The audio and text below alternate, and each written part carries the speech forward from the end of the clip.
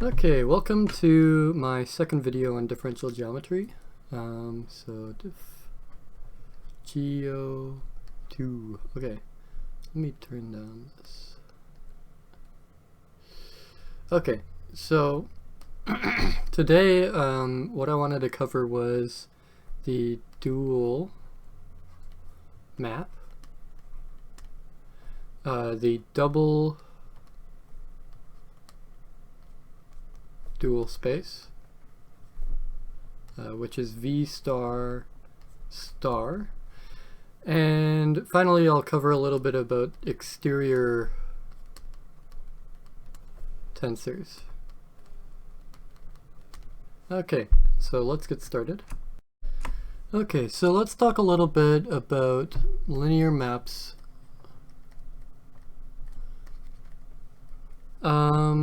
So we know that every linear map from V to W has a matrix description. So you can write the matrix of T as A, and A has some indices, I, J. These things are going to be equal to EI,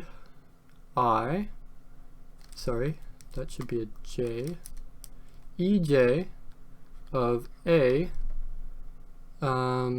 times EI, which is the same thing as saying EJ of T of EI. So this is one way to sort of write the coordinate description of a matrix. Here note my indices. So last time I screwed up the indices. This time, so vectors are written with lower indices and covectors with upper indices. Okay, so that's out of the way. Now let's take a look at the dual map to a linear map. So we know that we have some sort of description of V to W. So that's the matrix or the map. And we have another map from V to V star, which is just given by the natural isomorphism, so alpha x. And similarly W, so alpha W. And we would like to be able to reverse the direction of T. So is there some maps T star that acts backwards in such a way that this diagram is nice, in that T star of alpha W acts on vectors in such a way that the direction doesn't really matter. So we would like to be able to go along this direction. We want to be able to take a vector V and move it to W. So we move it to W. And then we take the vector in W and we apply some form to it to get a number out. So this is the sort of natural description of this dual map, and I'll prove some things about it. So T star is a map from W star to V star, defined by T star alpha of V is alpha of TV. And we would like to show that, well, for example, the identity matrix on V, if you take its dual, this should be the same thing as the identity matrix on V star. So let's show this.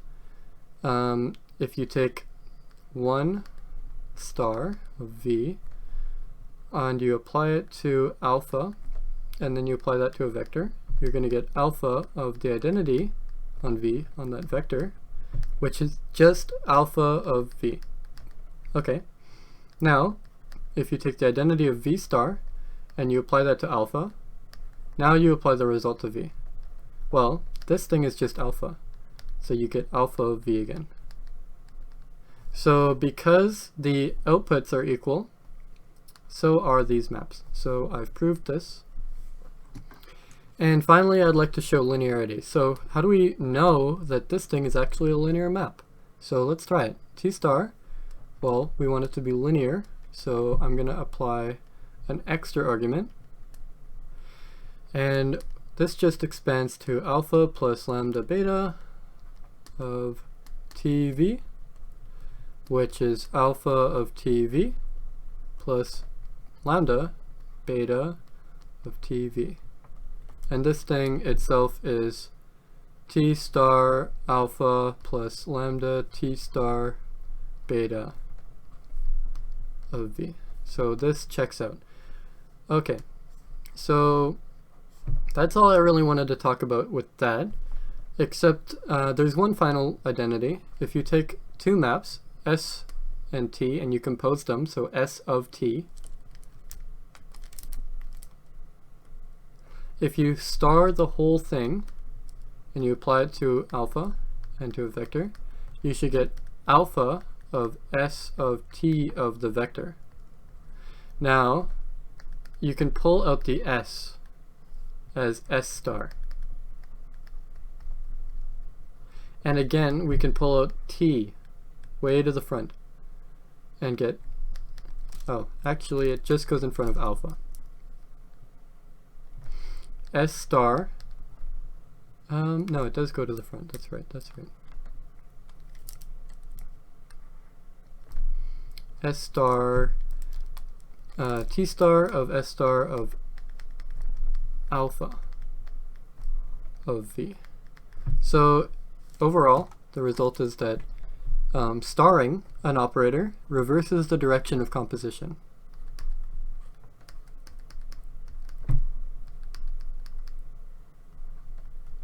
And you can see this as an example. So if we write, for example, in Rn, the operators L from Rn to Rm have adjoints given by L transpose from Rm star to Rn star. And of course, this transpose matrix acts on vectors as well, but you can write something like alpha of x equals y dot x, as we saw last time, and then it becomes clear, because alpha, if you apply a star to alpha, what you should get is y times a transpose dot x. Right, yes. This should be not transposed, right? Because we're not going to star the inside. This should be transposed.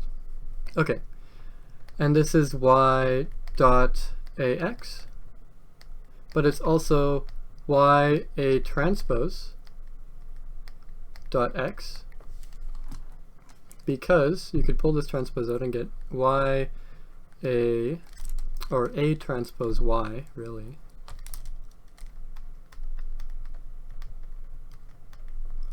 And yeah, so remember, when you do a transpose, the transpose of a product is the reverse. So you should get a transpose y transpose x. Okay, yes, this is the formula I wanted. So the star in Rn becomes transpose, and similarly for dagger in Cn. Great. Okay, so that's all about the dual map. Now I'm going to talk about the double dual of a vector space. Okay, so now there's this other result that I want to show you. So this is called the double dual. And here's the idea. Okay, so V is a vector space, and V star is the set of all alpha from V to K such that alpha is linear. Now, what about V star star? Well, from our previous looks, you would guess that V star star should be isomorphic to V. And in fact, I'll prove that. So really, v star star is defined as alpha from v star to k, such that alpha is linear. And it's quite easy to show how this works. So I'm actually not going to write this. I'm going to write the Greek letter xi. So let xi be an element of v star star. Then xi of a linear map from v to k, so psi of a covector, should be some element of the underlying field. Okay, so now how do we get this action? How do we figure out how to calculate this? One way is to draw an isomorphism here. So I'm going to construct an isomorphism, I'll call it phi, from v to v star star. So let phi from v to v star star be defined as follows.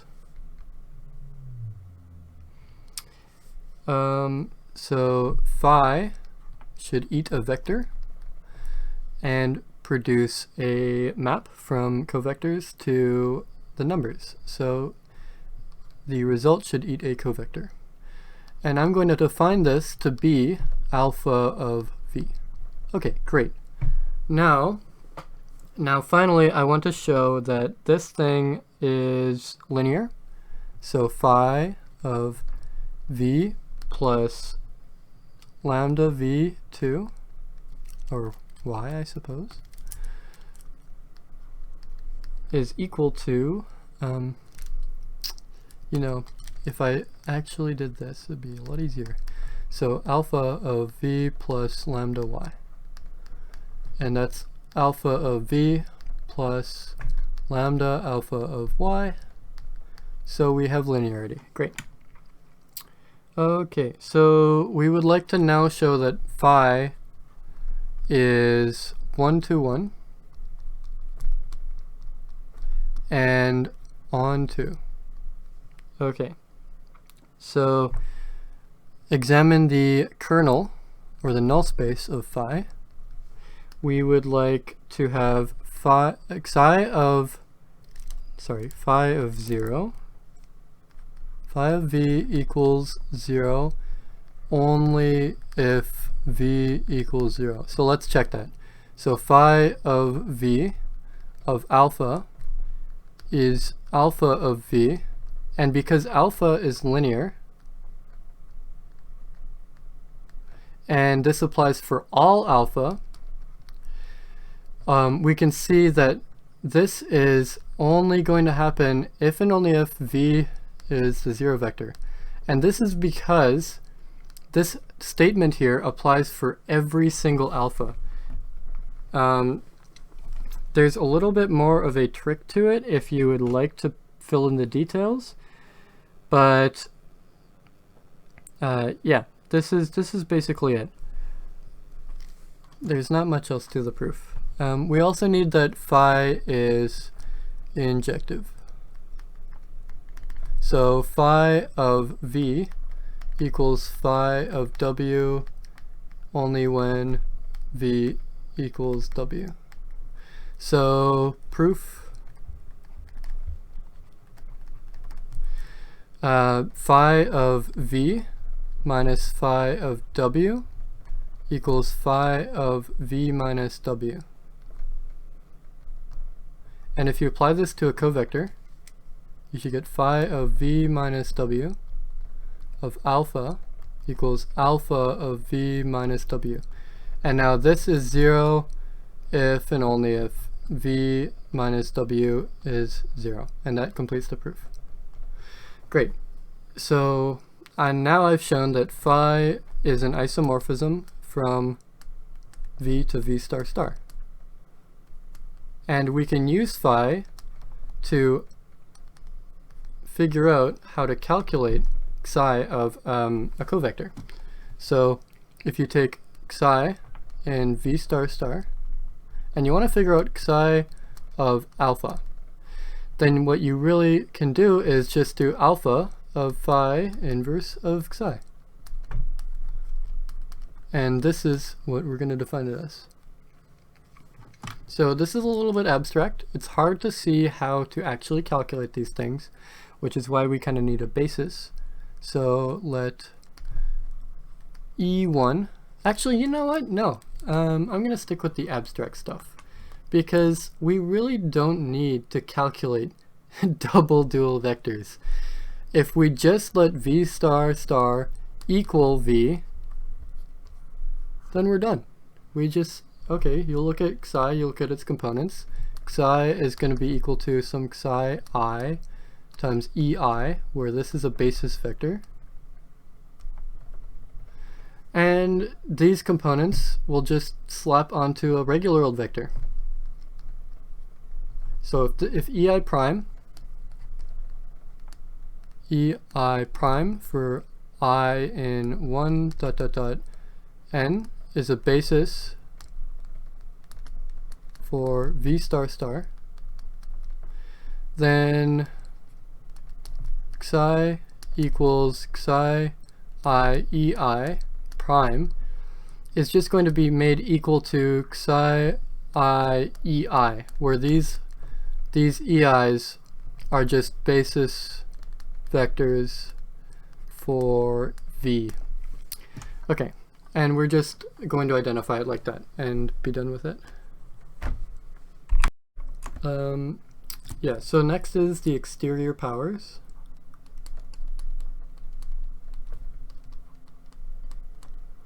So let me tell you about this. Suppose I want a map alpha which takes in v1 through vn, and alpha is a tensor, so it's an element of v star tensor ... tensor v star, where there's n copies. And well, what I want is the property that if I take alpha of x and y, I should get negative alpha of y and x. And this applies to all the entries. So if I exchange v1 and vn, I should get a negative sign. So vectors, or sorry, linear functionals with this property, tensors with this property, are called alternating tensors.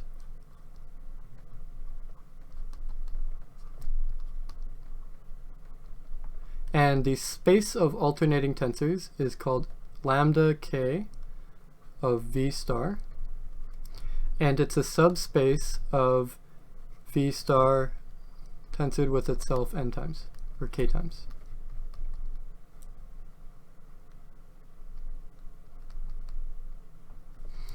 So the definition of this thing is that this is all multilinear maps alpha from v times ... times v to k, where this is the field k, and alpha of x1 or xi xj is negative alpha of xj xi for all I and j from 1 to k. Okay, so this space is exceedingly important because it's how we calculate the determinant, and it's how we calculate volumes. And I'll show you how that works, but first we need to do some basic properties. So I'm going to construct this space from a basis first. So let E1 through EK,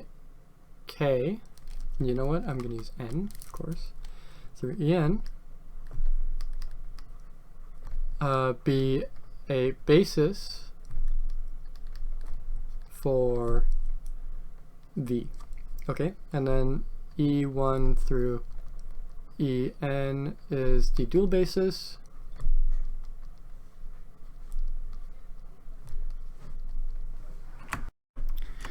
then what I want is to combine these things into new objects, which I will call two forms.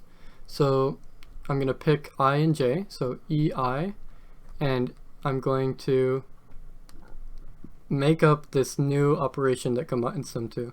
So this is going to be an element of v star tensor v star. It's going to be a two form. It's going to be a functional from v times v to k. And it's going to have the property that ei wedge ej is negative ej wedge ei. Alright? And you compute it as follows. So ei wedge ej, if you apply it to x and y, you get ei of x, ej of y, minus ej of x, ei of y. So all you do is you introduce this negative sign.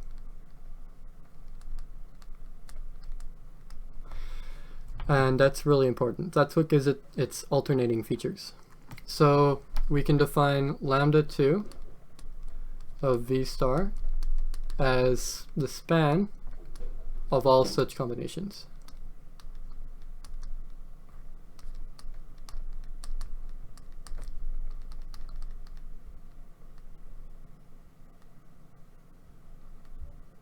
Right. So how do I construct higher powers? How do I construct tensors with n inputs or k inputs? What I want to do is figure out how this wedge product extends. So this thing is called the wedge product, and it's defined as alpha wedge beta is equal to alpha tensor beta minus beta tensor alpha. Okay, and what else about it can I talk about? Oh, right. So how do we do this for arbitrarily large vectors? So if you were to do it directly, it would be pretty ugly. So I'm just going to give you the formula.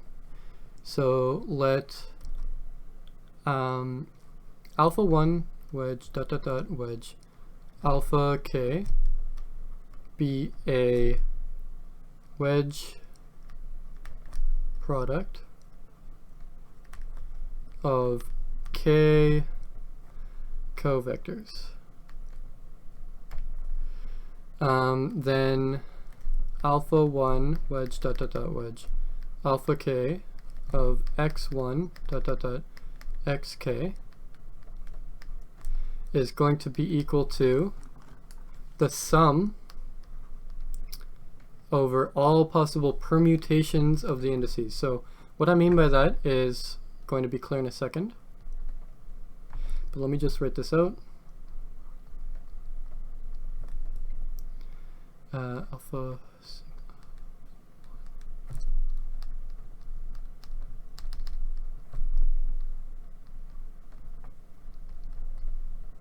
okay, so what is this? What is this symbol? This is the Greek letter sigma, and SK is called the permutation group.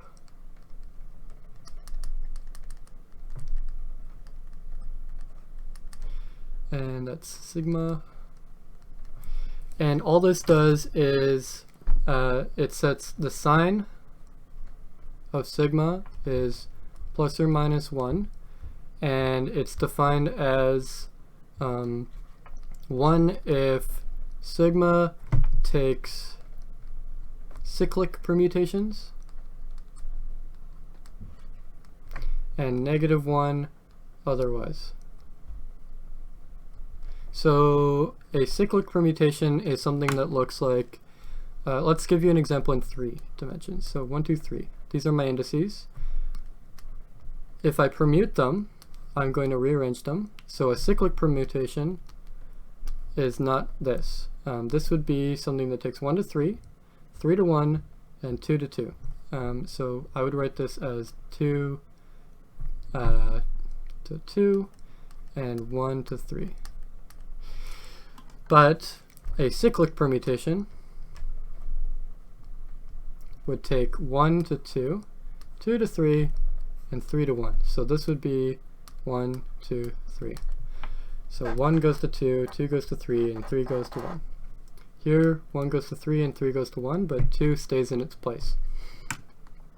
So these permutations, I'm summing over all possibilities. So if I have an example like alpha 1, wedge alpha 2, wedge alpha 3, then the result is going to be something like alpha 1, alpha 2, alpha 3, minus alpha 1, alpha 3, alpha 2, plus alpha 2, alpha 3, alpha 1, and so on.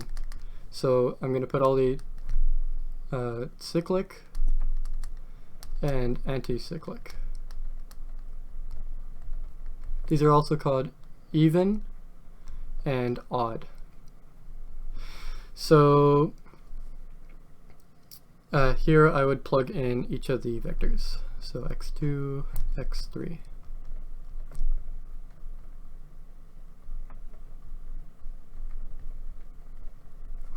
So I hope you can see where this is going. It's a little tricky to calculate, so I recommend looking at a textbook for some examples.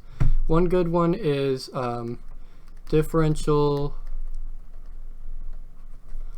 Forms by, well, it starts with a G, and it's from the MIT course on differential forms. So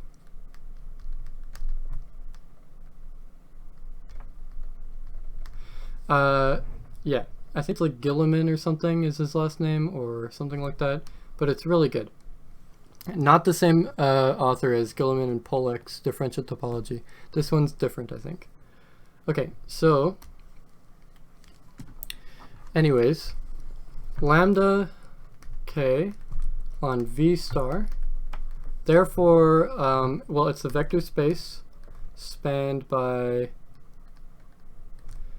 ei1 wedge dot dot dot wedge eik, where I1 through ik are integers from 1 to the dimension of v. And what is the dimension of this thing? So the dimension of lambda k of v star. And what do forms look like at, for example, lambda n of v star, where n is the dimension of v star? So these are some questions that I'll like to answer next time, but for now, that's all I wanted to cover. So let me just summarize what we learned. Okay, so there's a dual map. So t goes from v to w, and t star goes from w star to v. We also learned that v star star is isomorphic to v. And we also learned that you can have a new product similar to the tensor product called the wedge product, and it forms a subspace of the tensor product space. So this thing is the kth exterior power of V star. That's what we call it. And the product is called the wedge product because it looks like a wedge. And this symbol right here is lambda. So I pronounce it lambda k V star. Great. And the elements of this space are called K-forms. Okay, thanks for watching, and I'll see you next time.